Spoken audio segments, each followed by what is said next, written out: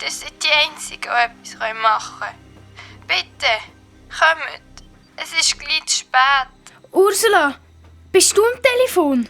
Bitte, bitte. Die Vicky hat ganz weiche Knie. Wie kann der Gruselclub echt dieser armen Ursula helfen? Mit zittrigen Händen wählt sie am Jupiter seine Nummer. Hallo, das ist der Jupiter Katz.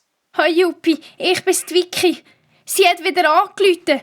Wir müssen ihr helfen. Unbedingt. Das ist einfach eine komische Sache. Wie kann sie echt anrufen? In dem alten Haus hat es doch sicher kein Telefon. Ich weiss nicht. Ich weiss nur, dass ich es unheimlich finde und dass wir unbedingt etwas machen müssen.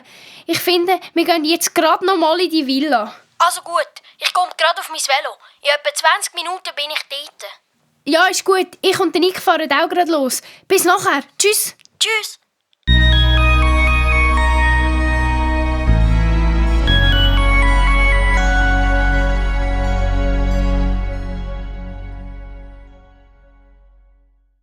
So hauen also alle drei ohne die Erlaubnis von ihren Eltern ab und fahren auf ihrem Velo zu der Villa. Die Vicky und der Nick sind ein bisschen vor dem Jupiter da. Ein mulmiges Gefühl kommen sie über, wo sie auf ihren Cousin wartet. Der kommt kurz darauf aber auch an und kettet sein Velo am grossen Eisentor fest. Er hat den Cox mitgenommen. Der Cox ist eine Kreie, wo der Jupiter vor 2 Jahren im Winter im Schnee gefunden hat. Der linke Flügel war gebrochen und der Jupiter hat das Vogelmännli gepflegt und wieder aufpäppelt. Seither ist der Cox zahm und wohnt beim Jupiter daheim. Er ist sehr begabt im Stimmen nachmachen und überhaupt ein ausgesprochen schlauer Vogel. Also ich bin nicht scharf drauf, hier wieder reinzugehen. Man merkt gut, dass der Nick ein bisschen Angst hat. Er hat seine dicke Kappe tief ins Gesicht gezogen und schaut unsicher vom einen zum anderen. Bist ruhig. Ich höre etwas. Etwas wie ein Schluchzen tönt leislich aus der Villa raus. Die 3 Gruselklüppler gehen über den Kiesweg zum Eingang. Der Jupiter reißt die Türe auf und ruft: Ursula, bist du's?